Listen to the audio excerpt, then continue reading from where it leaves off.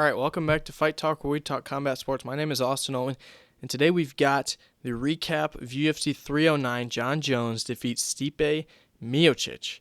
A great event, a really funny event, especially at the top. The co-main event was amazing. The main event was amazing.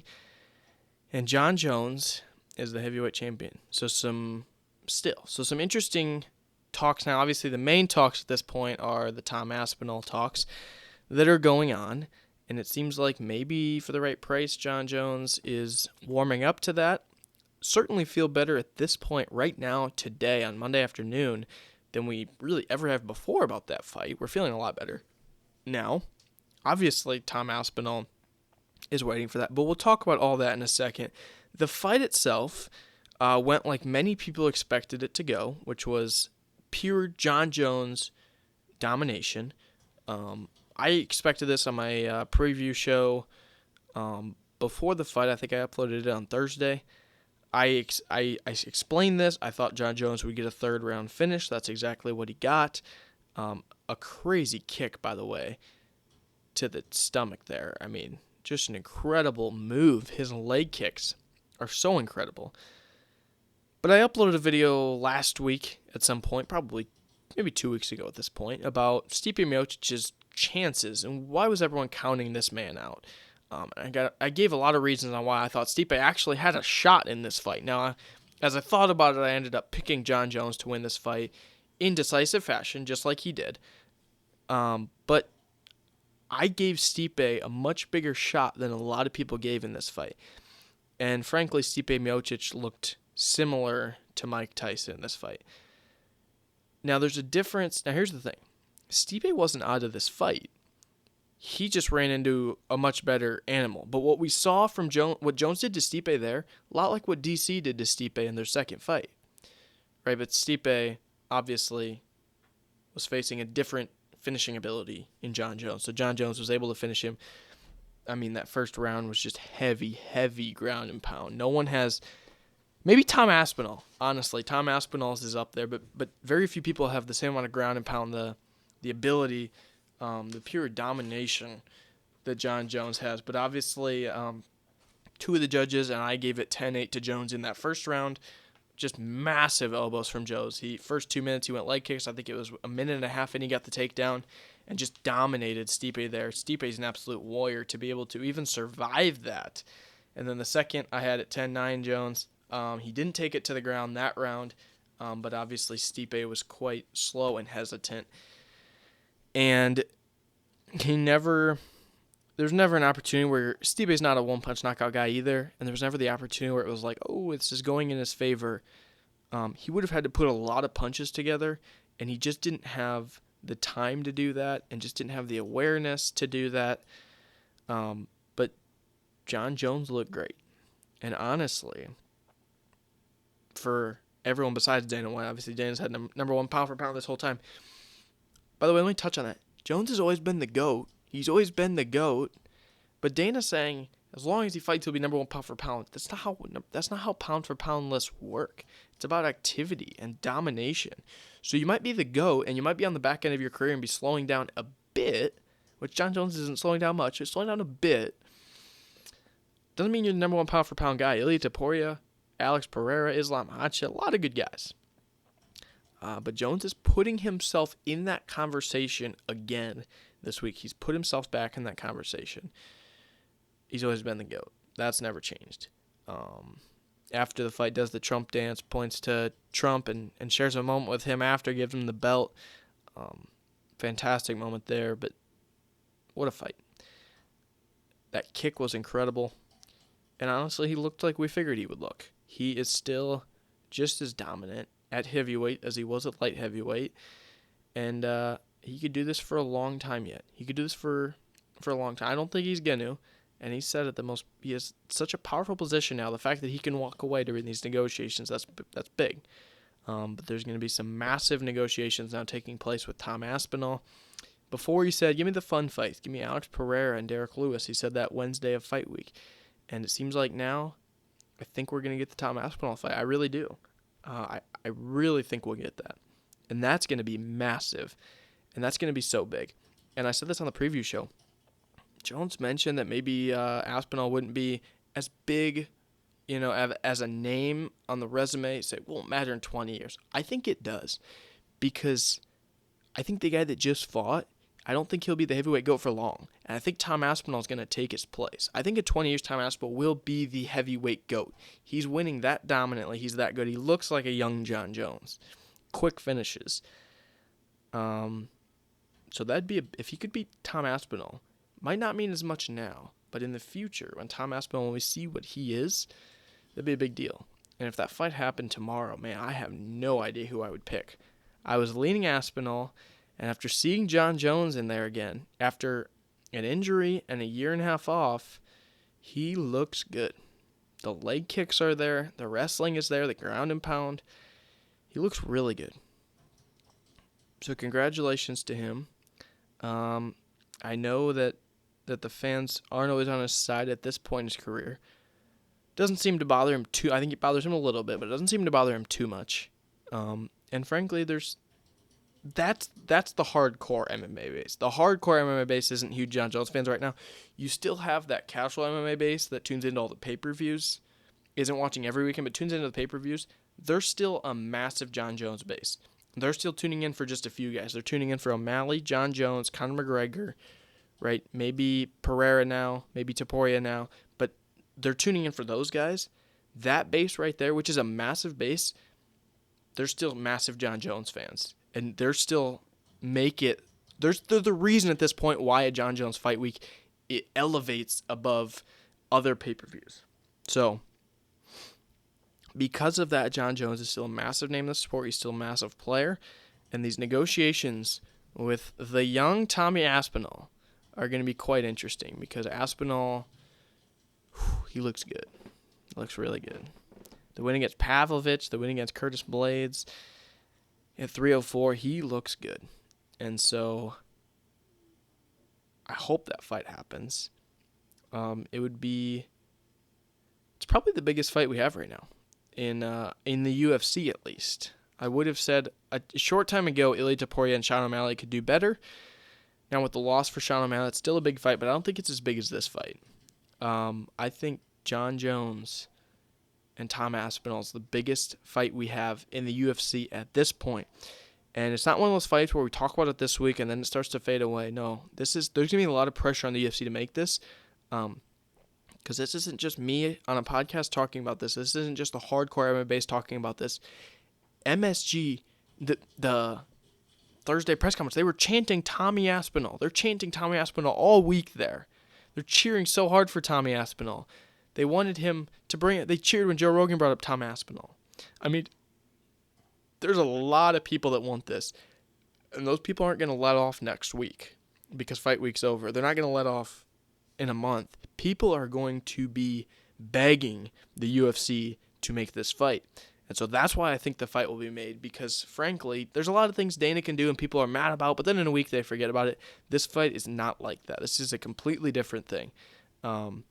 And it's just obvious at this point. I mean, if Jon Jones was to hang it up, I even think deep down at this point, he can say whatever he wants. If he would have hung it up after beating Stipe Miocic, we saw the Stipe in there. It wasn't quick. It wasn't good. But to beat a young Tom Aspinall, that would be rewarding. And that would be a place where you would feel really good about hanging it up. Because that's the guy. You can say, well, there's always going to be that guy there. There's always going to be that guy. If you've watched Tom Aspinall, you know that he's special and he's different. And I think that's true. I don't think our eyes are lying to us here. And I think we have an all-time heavyweight fight here. And he's the interim champ. And there's just such that weird situation with Jones getting hurt. And then all of that stuff happened in the interim championship belt between him and Pavlovich. And it just makes a lot of sense. So I hope we get it. And it just makes so much more sense than Pereira. The Pereira-Jones thing it'd be awesome. It just doesn't make as much sense. It really doesn't. So we'll see. We'll see what happens with that. But with this fight itself, pure domination. Stipe, he wasn't going to win the fight. He wasn't. I don't think it was the layoff. I just think his style combined with the age. Some guys can do it at 42 with different styles. His style, uses too much of overtime. It has to do so much damage over time. Whereas some guys can be 42 and still knock you out with one punch, and that just wasn't going to be Stipe in this fight. But he's tough. I mean, he was still looked okay for the way he got destroyed on the ground in round one. He still came back okay and fought well. So respect to Stipe, absolute warrior.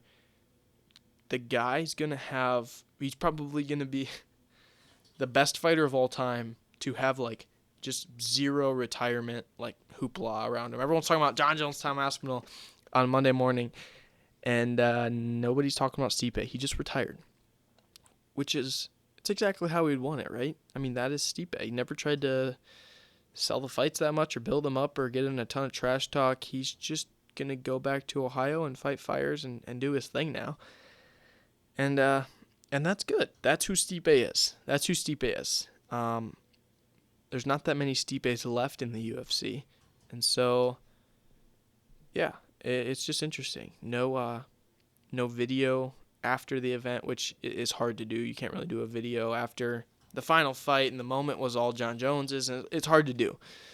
But respect to him. I mean, you could tell Joe maybe wanted to do more, but Stipe just wasn't going to engage. He didn't even take the time to drop his gloves in the octagon like everybody else does. He just said, I'm out of here. And probably never see him again. Maybe we'll see him at a UFC event, or I don't know. Ariel said maybe we'll see him throw out a first pitch at a Guardians game or something. But honestly, this is not one of those guys. A lot of retired UFC legends can't get away from the sport. They're getting in and commentating or just coming to every pay-per-view or whatever it is. It's not going to be Stipe. And it's really interesting when you think about it. I mean, what if I told you what's the biggest, just combat sports, ask anyone, what's the weight division everyone talks about? Heavyweight, right? It's always heavyweight. What if I told you the best heavyweight of all time in the UFC retired, and it was it's a retirement, not like, oh, we'll think he'll come. He's going to retire, and there was just like no talk of it. Nobody's talking about it. There was no video. There's no tribute. There's no nothing. No one's talking about it. It feels really weird, but at the same time, it feels normal. If I didn't bring it up here, no one would be like, why are you not bringing up Stipe Miocic's retirement? No one's talking about it, which is really interesting. But it also just makes sense. And honestly, Stipe would probably want it that way. That's just who he is. But there he goes. He is one of those guys. He's awesome. He's so great.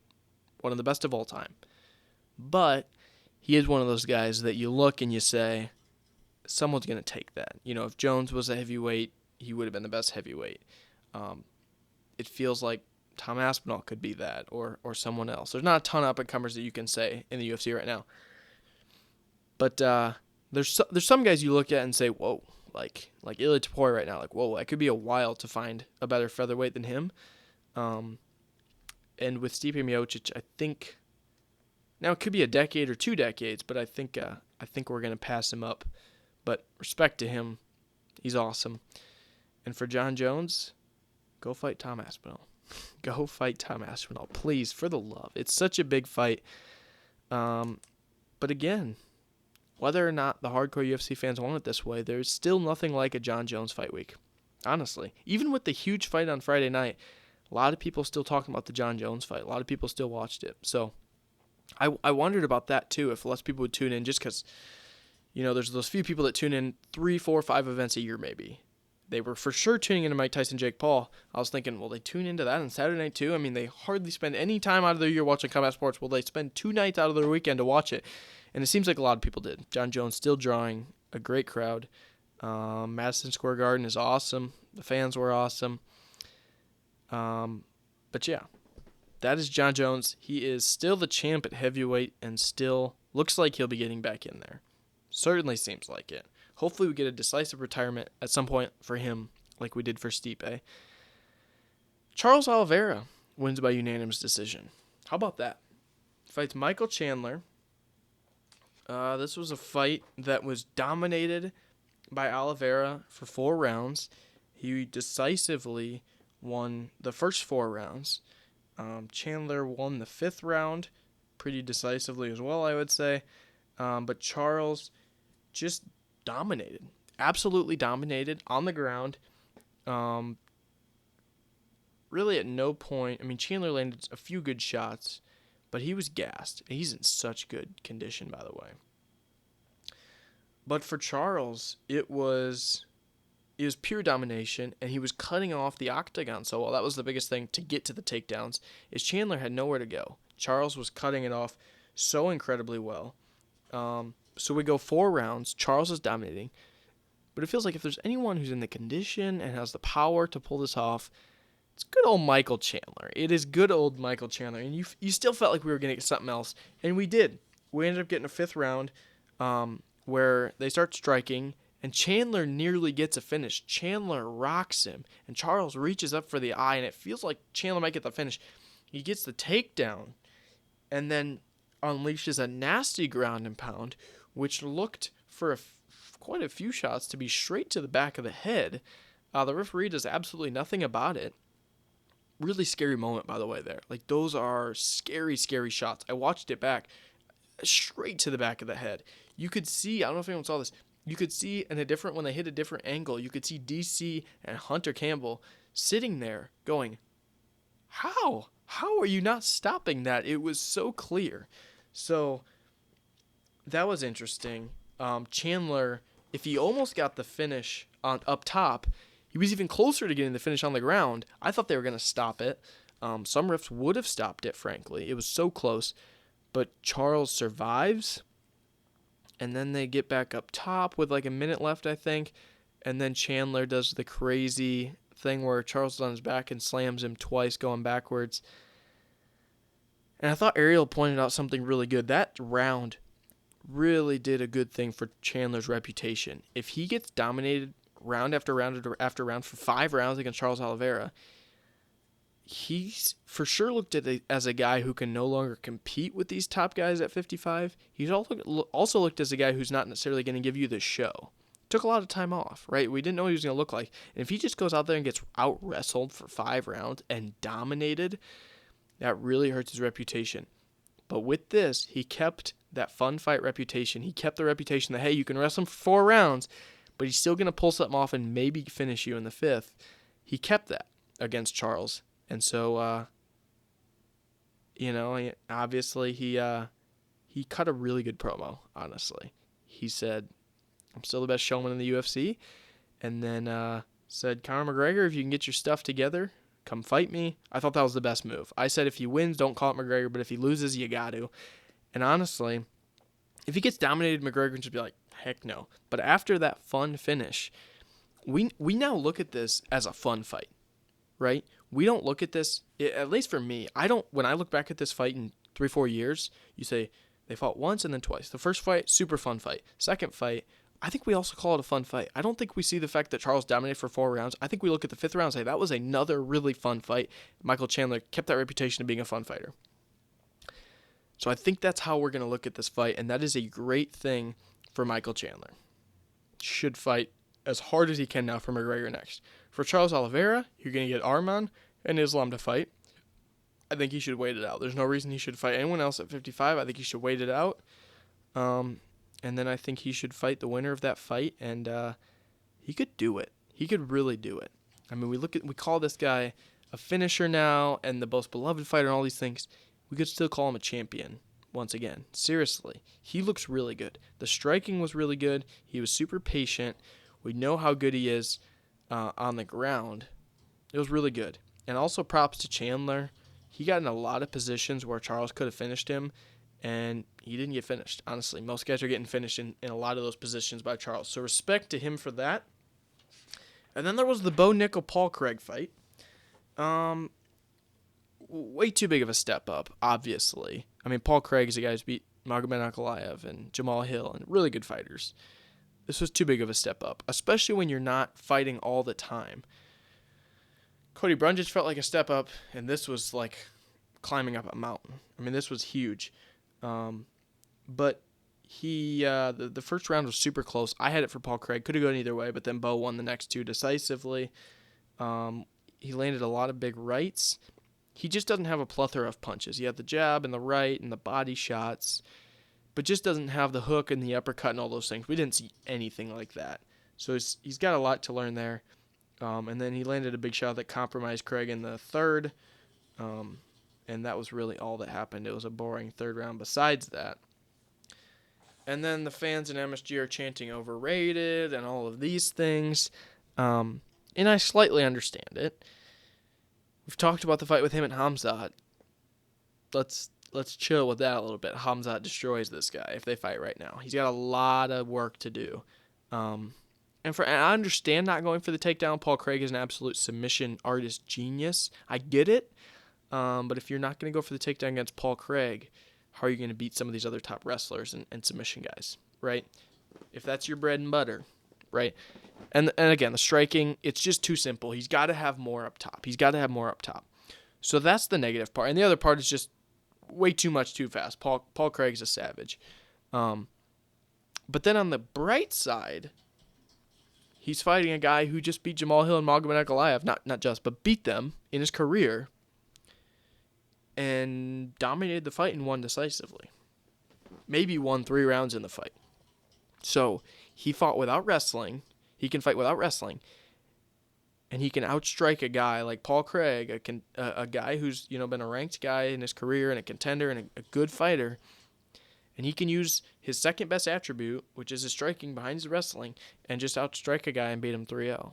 When you look at it that way, it's pretty impressive for Bo Nickel. And that's the way that he's trying to put it right now. And he probably doesn't feel the best after hearing the overrated chants, but I think he probably feels good after the performance. He feels okay. So that was a great fight. The Mauricio Rafi fight, he looked great. He ran out of stamina at the end, but he's a real star. Now, it was probably too much too fast for him.